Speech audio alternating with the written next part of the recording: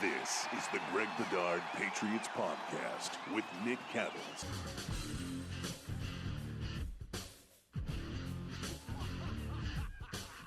Well, here we go again from my spacious Airbnb, Greg Bedard Patriots Podcast. Greg, a lot of stories popping up here for the Patriots the last few days. We have to start with Joe Judge. Joe Judge has been named officially an offensive assistant. Tell people, if you can, what exactly that means and what you think he'll be doing. Yeah, good question. Let's back up a little bit because I think, there's been a little bit, not confusion, but it's been basically in flux what Joe Judge was going to do. There were a lot of heavy rumors that Joe Judge was going to go to the Raiders and be Josh McDaniels' special teams coordinator. Joe Judge is best friends with Patrick Graham, who is now the Raiders defensive coordinator. Graham was under Judge as defensive coordinator with the Giants. I think that the Raiders wanted that. I think that Judge was offered that. And I think he was going to take it, but I think he was waiting to hear from Bill Belichick. And I think people are probably wondering, like, why all of a sudden this stuff is happening now. I think that Bill was off last week. He was not in Mobile, Alabama for the Super Bowl, despite Dave Ziegler leaving and sort of the front office being in flux. I don't think Bill was really actively working last week. I think he got back in the office on Monday and started making calls. And then all of a sudden Tuesday, Joe Judge is a quote-unquote offensive assistant. So I wanted to point out how that has sort of changed. Joe Judge as an offensive assistant. Of course, a lot of people, Nick, their immediate reaction is just like, oh, my God, what are we doing here? Joe Judge, his Giants press conferences. A couple things I want to say. Number one, Joe Judge is a good football coach. He is. He was an excellent special teams coordinator. Bill Belichick thought enough of his work as special teams coordinator to make him receivers coach his final year in New England. He was offered the Mississippi State head coaching job. It didn't take him very long to be offered the Giants head coaching job. His tenure in New York was largely forgettable. It happens. Some of his press conferences were problematic, but that should not take away from the fact that Joe Judge is a good football coach. He is. Right. He gets guys to play well for him. He's organized. Special teams coordinator is one of the hardest jobs in the National Football League, and I thought he's always done well at that. Joe Judge is also a former quarterback. He was a high school quarterback. He was a backup quarterback at Mississippi State. So he comes from an offensive side of the ball. That's largely where he was. And then he was a grad assistant at Mississippi State. He went to the special team side with Nick Saban, and that's how he ended up with the Patriots, the special teams coordinator. So don't feel that offense is foreign to him. Like we said, he had the receivers coaching experience here with the Patriots that one year. I will say it did not go well. Joe Judge being a wide receivers coach was not exactly Tom Brady's favorite thing when he was here his final season. So that's also additional background. But as far as what it means for the Patriots right now, to me, Nick, as of right now, and I still think Belichick is working through a bunch of things, and we could see possible more changes down the line. To me, this is setting up as no matter what they do, and as of right now, I would say the favorite in the clubhouse to basically be the quote-unquote offensive coordinator is Nick Caley, the tight ends coach. He's been here for 7 years. Yeah, he's very bright. He's well thought of. I think he's a good coach, and I think he's going to be sort of in the role of like Josh McDaniels after Charlie Weiss went to Notre Dame, Bill O'Brien after Josh McDaniels went to the Broncos. But Bill doesn't just leave those guys on an island. He gives them help, and I think Joe Judge is there to help him. And I don't think naming him an offensive assistant, I don't think Bill knows exactly the way it's going to shake out. But I think as of right now, Nick Caley is going to be the de facto offensive coordinator. Joe Judge is going to help him in certain areas. Game planning, might take over the tight ends, that sort of thing. And so Joe Judge is helping with the offense. Bill Belichick helps with defense. I think Judge and Belichick can help with the special teams. And I think Matt Patricia, who is still here, is basically help for the front office, where as of right now, it looks like Elliot Wolf will probably ascend to being the quote unquote personnel director, GM, what have you. Right. But it'll be a Greg, group effort. But so you have basically experienced supervisors with everything with the Patriots. It's not ideal. It's not what people probably want to hear. But Nick, I think that's where they are. I was going to ask you, before we get too far down the road with the entire picture of this thing, what happened with Bill O'Brien? Was it the fact that he feels like he might be close to coming back to the NFL as a head coach soon enough?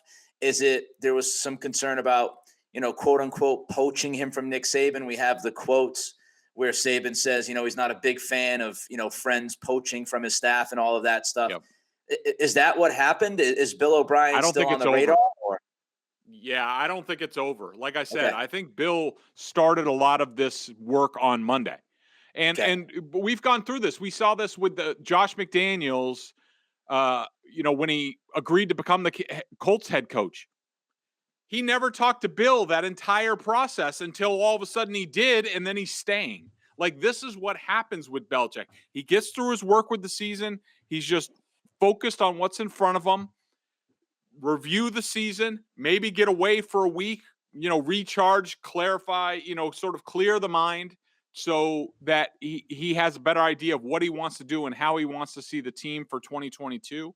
And I think that Bill started his work on 2022 basically on Monday.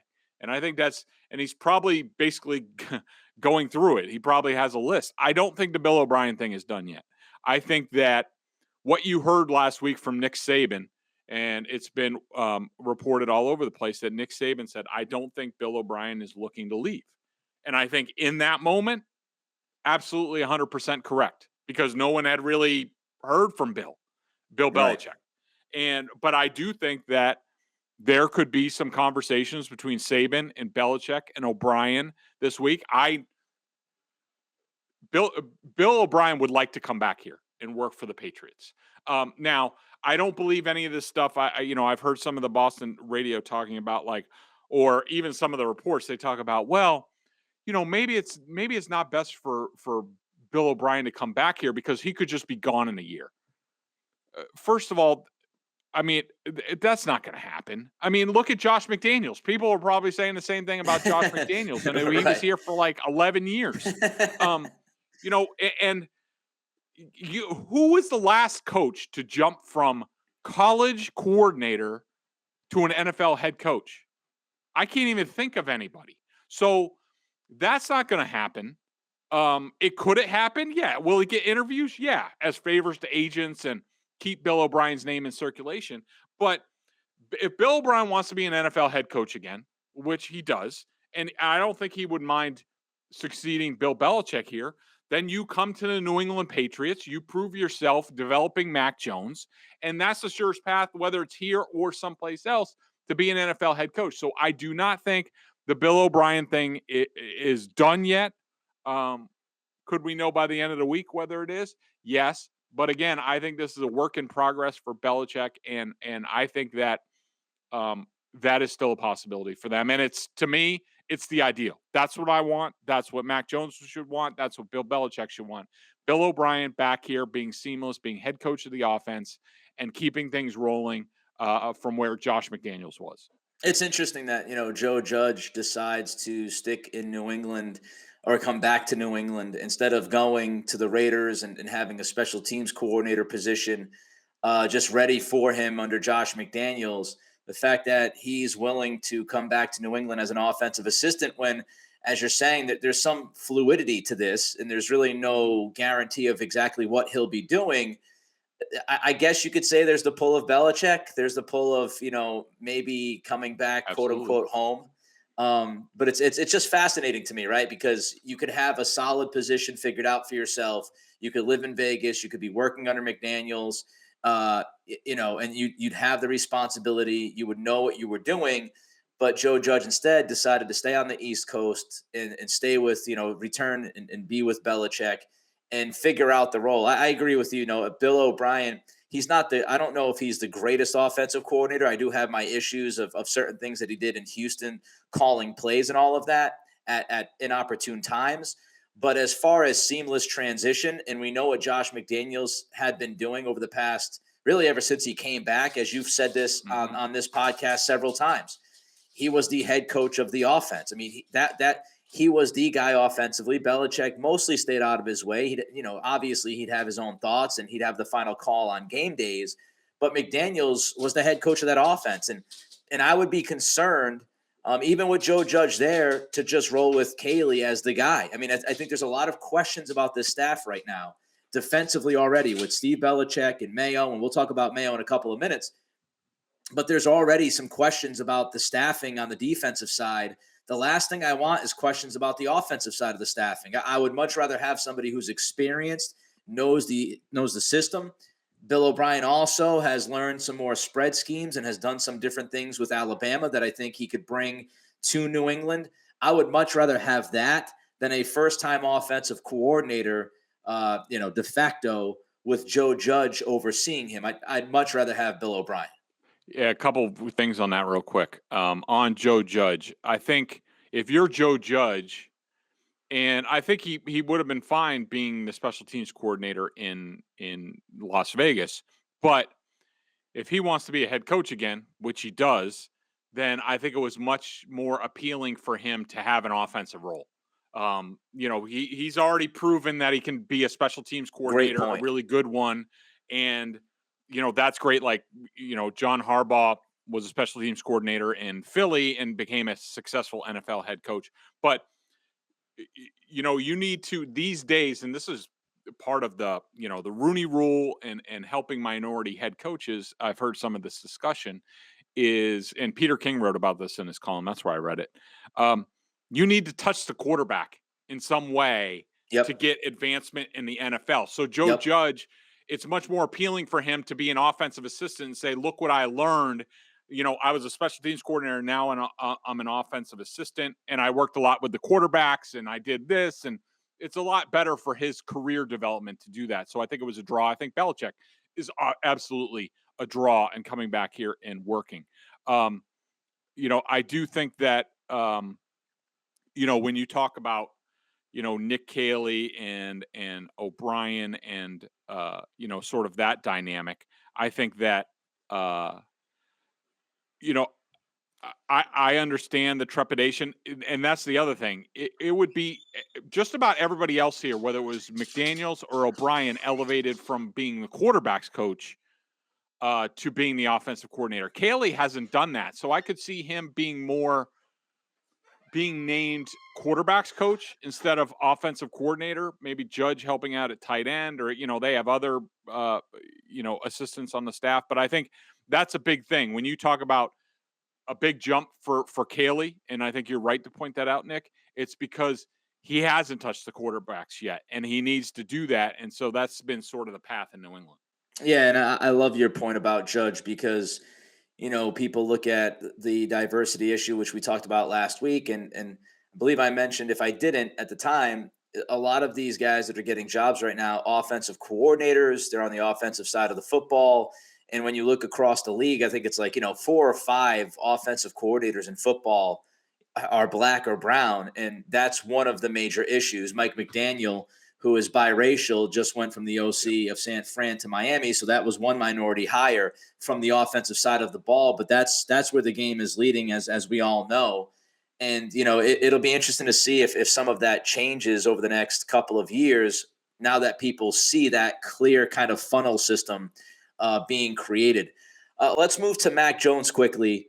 With all of this conversation, how does it impact Mac? You said, Judge has worked with quarterbacks. He's worked on the offensive side, so that's good. I think the Bill O'Brien thing would be great for Mac because, they didn't have that coach-player relationship. But as we've all read and we've all heard, Mac Jones helped Bill O'Brien learn that Alabama offense a little bit there. And it seems like it would be a good match. How's this all impact Mac right now, Greg? Yeah, I mean, It's not ideal, but I think people, first of all, as usual, are underestimating Mac himself. I think that the 1 year with Josh McDaniels and the amount of tutoring he got one on one, and Bo Hardigree might have been the quarterback's coach, but it was Josh McDaniels was training Mac Jones from the get go, and I think that Mac Jones is so smart, and what he learned from McDaniels. He's not Brady in the middle of his career, but I think he's off to a really good start. And I don't think Mac needs a whole lot of coaching as far as the scheme and what he needs to develop and things like that. We're gonna have to see how this works out. I mean, I think that Bo Hardigree went with Josh McDaniels to the Raiders, right? So that's another loss for them. They're gonna have to find a quarterback's coach. That could be Nick Caley, where they move him over there. I wouldn't mind seeing Adam Gase in that role. I think that Adam Gase is people can say what they want. I think he's a really good offensive coordinator. I think that his work with Ryan Tannehill in, I want to say 2016, was very Josh Allen-esque, where Ryan Tannehill was a guy that I had basically buried as a good NFL starter, a franchise quarterback where he could just lift a team by himself, which he's never developed into. He needs a running game in Tennessee. But before he injured his knee in 2016, Ryan Tannehill was like in the MVP discussion. I thought I was going to have to eat my words on him too. And that was all Adam Gase. He knows how to scheme. He knows how to attack defenses. Bill Belichick knows that. He sees it on film. That's why he's always liked him. So people can mock Adam Gase all they want. They're just wrong when it comes to football and scheme and things like that. He might not be a good head coach, but there's a lot of guys like that who Right. are better coordinators than head coaches. So they need to find an experienced quarterbacks coach to work with Mac Jones. I would like to see that. I'm not overly worried about it because I think Mac can do a lot of this on his own. That's how freaking smart he is. And Bill Belichick's around. I'm sure Bill loves having the meetings with Mac after maybe not enjoying them with Tom Brady in the last couple of years. So I'm not overly worried about Mac Jones. All right, so let's get to Jerod Mayo on Zolak and Bertrand. A couple of good things you heard, Greg, a couple of things that you weren't necessarily in love with. Let's start with the good. Mayo talked about what we've talked about over the last, it feels like 5 years, but it's the last couple of years on this podcast, getting faster and getting more explosive on the defensive side of the ball. Yeah, he said we're looking to get faster, more explosive, and put more playmakers on the field. I mean, hallelujah, music to our ears.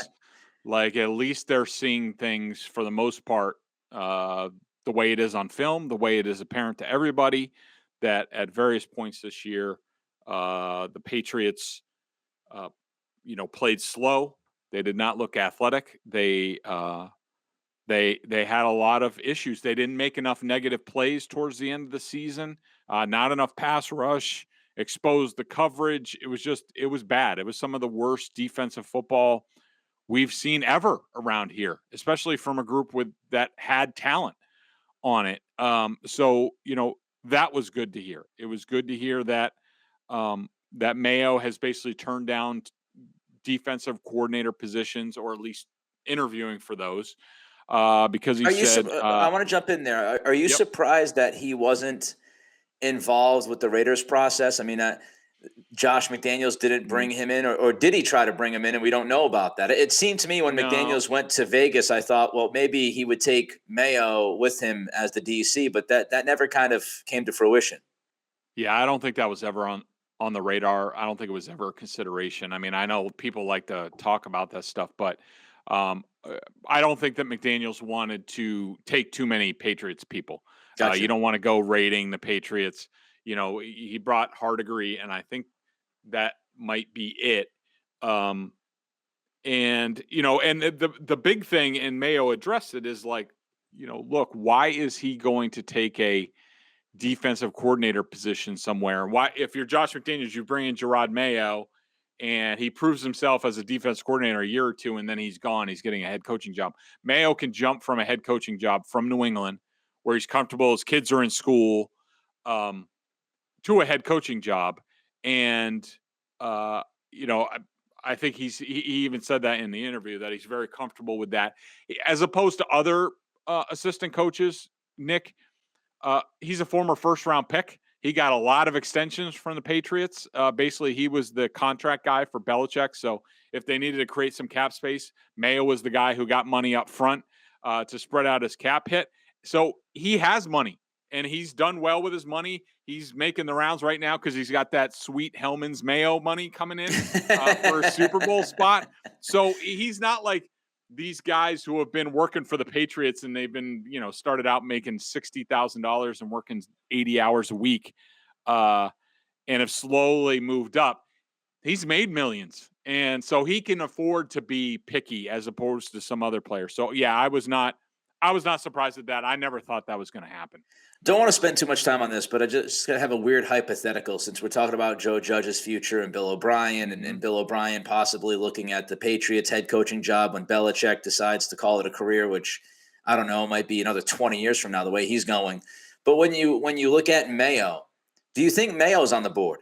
The Patriots look at him as maybe somebody who might rise up to that level. And maybe he's thinking, Absolutely. Well, why am I going to leave when I might be anointed the guy when Bill steps aside? Yeah, I definitely do. But I do think that Mayo is now in the Josh McDaniels sort of role where, we talked for years about Josh McDaniels possibly succeeding Bill Belichick, but I kept telling people like, no, he's listening. And I think Mayo is listening. I think he will take the first head coaching job that he gets, Right. The first offer. But, if I'm the Crafts, having Jerod Mayo here and possibly succeeding Bill would be I would really like that. One thing I would like to see, if that is indeed the case, he's a guy that I would like to see get more offensive experience, perhaps after the season, if he is doing that, to become a more well-rounded coach. The funny thing is, it'd be kind of strange, right? Belichick decides to step down. His son has been calling the plays on the defensive side of the ball, but then Mayo would leapfrog Steven and be the guy. And it would just be very interesting because people would wonder, well, why was Steve Belichick calling the plays then on Sunday if Mayo was the guy who was waiting to be the head coach? What the hell was going on there? And we've, I was reading, I forget who it was now, but I've been, I was reading over the last week or so that, Mayo he takes the brunt of the work during the week. I mean, he does a lot of the game planning and he does a lot of the work behind the scenes. And on Sunday, Steven kind of calls the plays. I don't know if that's, perfectly accurate or not, but that's what I was reading from at least one or two people. So that would just be an interesting decision by Belichick, because obviously Bill is going to have a huge hand in selecting his successor. And that would be a hell of a storyline. Could you imagine Felger eating that thing up for a couple of weeks? His own son, blah, blah, blah. Let's get to one more thing about the Zolak and Bertrand appearance from Mayo. The thing that you didn't necessarily love about it was there was some excuse making and talking about rankings and where they slotted in the seat. So what rubbed you the wrong way about all that? I think it was, first of all, he was asked about the comments that Rodney Harrison had made about, I think it was on Tom Kern's podcast, about he basically called the defense soft, and how he didn't like it, and he said they got pushed around and stuff like that. Mayo pushed against that. I think those guys are definitely physical. Were there times where it did look like we got soft? Absolutely, but overall, I would not call us a soft defense. At the end of the day, it's about points and how many points we gave up. This is what I didn't like. If you zoom out and look at the season as a whole, we ended up third in scoring defense and seventh in yards. So I heard that stuff, and I'm just like, and I heard him. He very early on, he started talking that way, and I'm just like, I mean, come on, let's be real. That's Patriots footy pajama fans talking. Like, you got trucked the last five, for the last 5 games. You couldn't stop a nosebleed when you needed the whole season. When you needed a stop, the defense couldn't get it. And you go to points. I mean, because you had a really weak schedule this season? Like, they had one of the weakest defensive schedules in the league. Buffalo, I think, was the easiest. New England was like the third easiest. Like, let's be real. I mean, he did say we didn't play as consistent as we needed to play, especially against good teams. Okay. But to me, it's Mayo is hearing that from Belichick too, sort of in the review. Like, we played good defense at times. You look where we were in points and yards and blah, blah, blah. Like, and you also hear this from some Patriots reporters, like, look at, I don't know, expected points or whatever.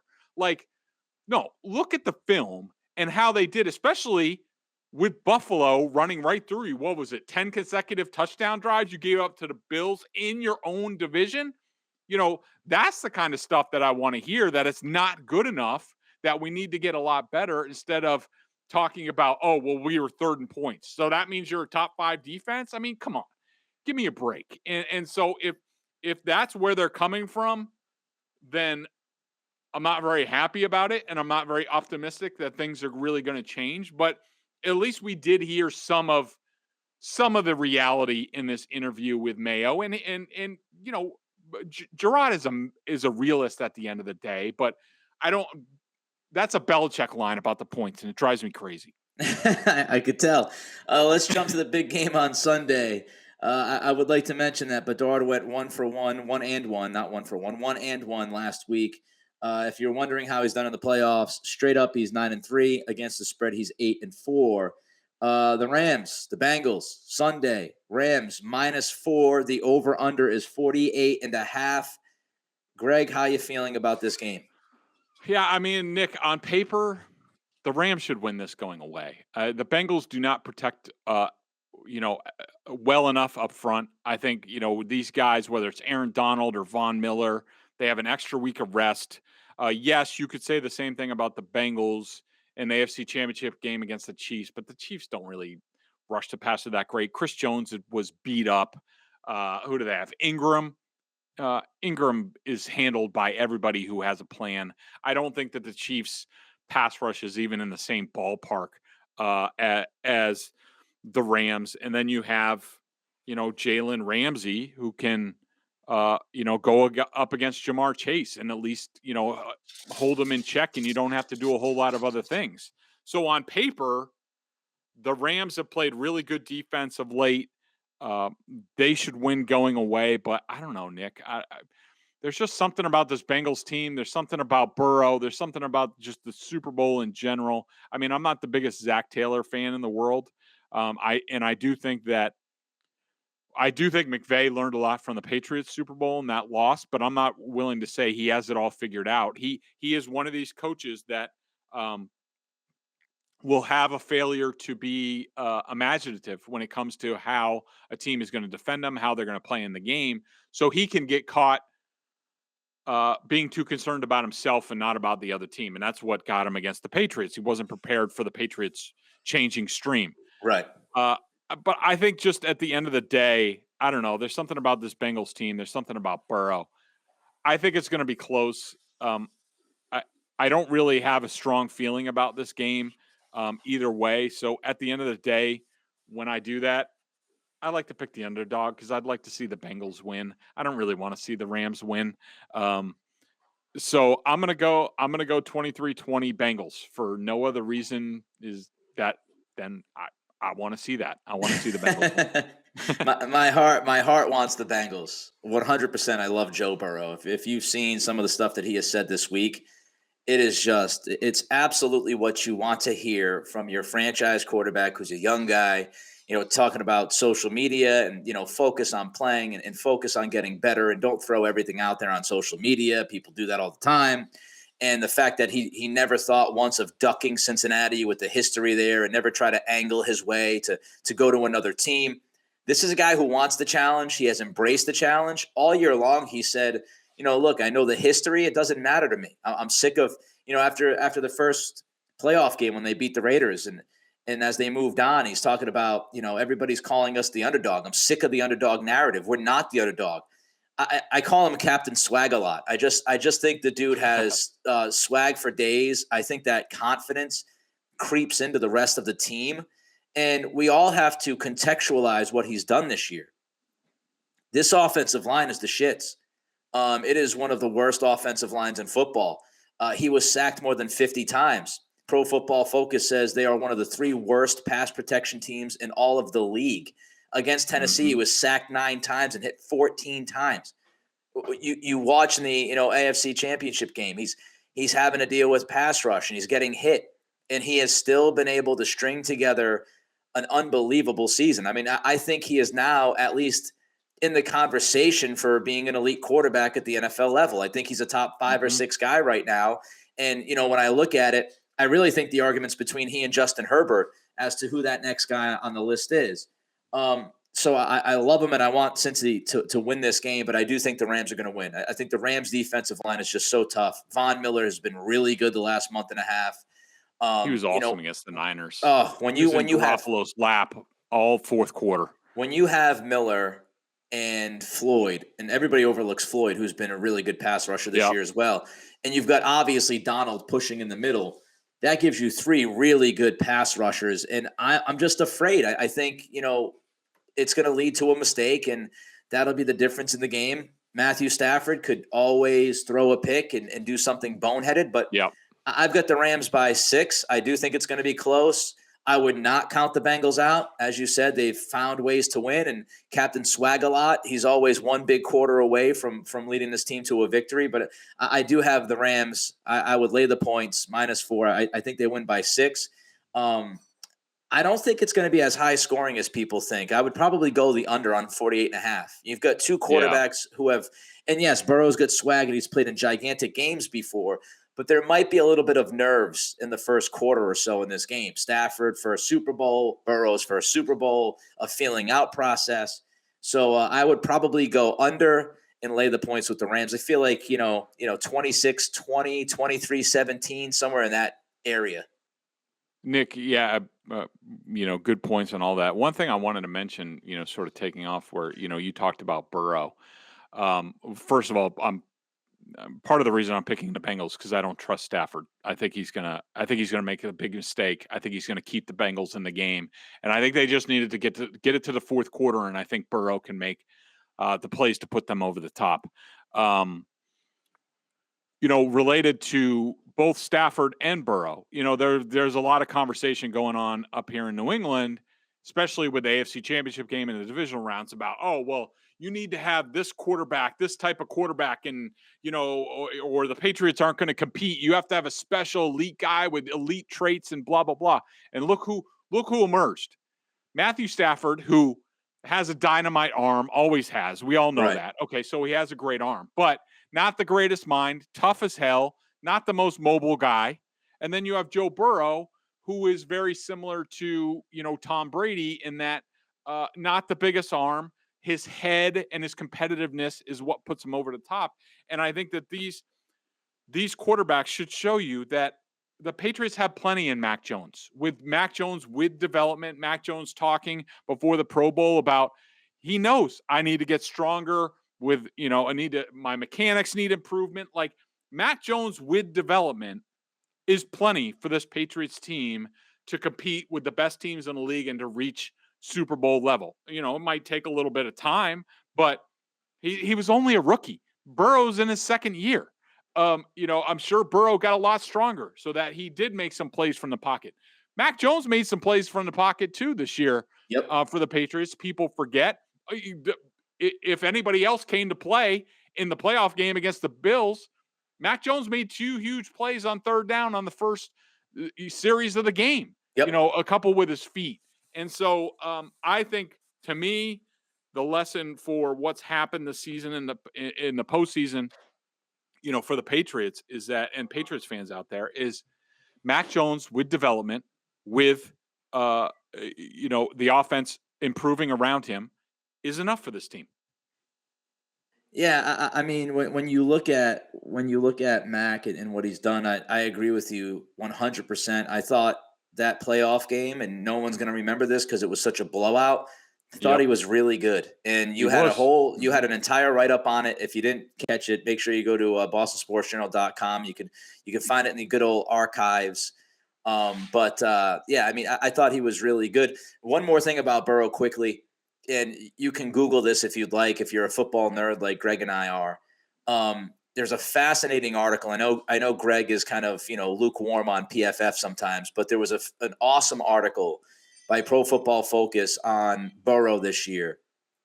And the point that was made was that Burrow was the most aggressive quarterback in the NFL this year. He wasn't only the most aggressive, he was also the most accurate. And when you just think about that, that's why he's dangerous. And Mac Jones has the accuracy. And I do think Mac will grow into being aggressive. That is the most dangerous combination for a quarterback. If you are aggressive and you are accurate with those aggressive throws, you can beat any defense. And that's what we see with Burrow. He'll make 2 or 3 ridiculous throws, especially downfield to chase, and that's the difference in the game. Let's get to the BostonSportsJournal.com member question of the day. $39.99 on the annual plan. Top-notch analysis, tons of Bedard video analysis, and access to weekly chats. Obviously, we've got the NBA trading deadline coming up over the next day or so I'm sure our guy Corrales will be all over it. Merkazoid has the question of the week. It's about Jonnu Smith and Isaiah Wynn. He's hearing a lot of things about both of those guys, but he wonders, are the Patriots stuck with both of them because of their cap situation?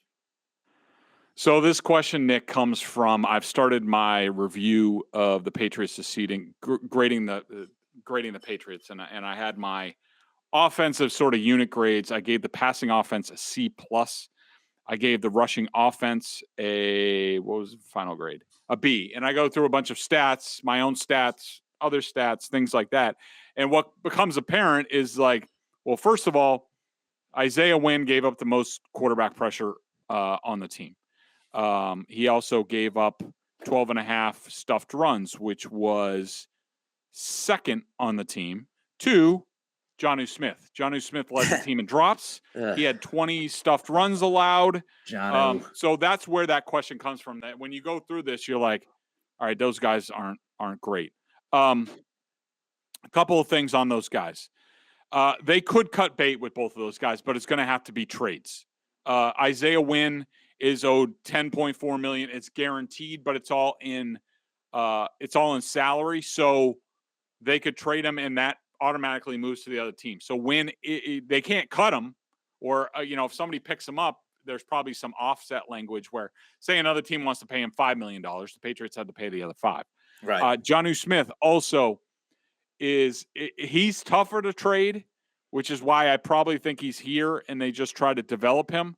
But you could trade him post June 1, basically in camp, see how he comes to camp, trade him, and it basically for this year you actually net $6 million in cap savings, but it sort of evens out with the dead cap.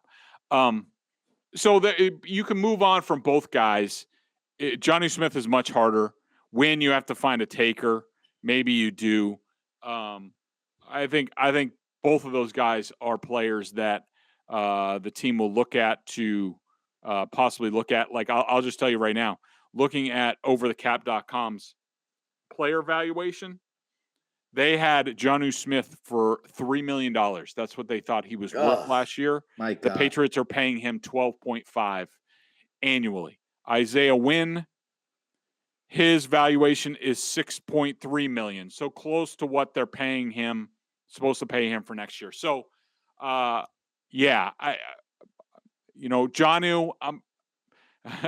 I would like to find a team that's friendly to taking him. I don't know if they will, but I'm definitely looking at that. But yeah, you could see both guys here. If both guys are back here, that doesn't mean that they won't move at some point.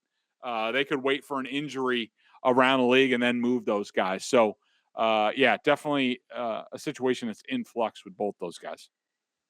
I just want to say one thing before we bounce. Obviously, we're both in journalism. I do broadcast stuff. You do broadcast and written and website stuff. And, when I was growing up, Art Martone was somebody who worked for the Providence Journal and somebody who I read on a weekly basis. And he passed away.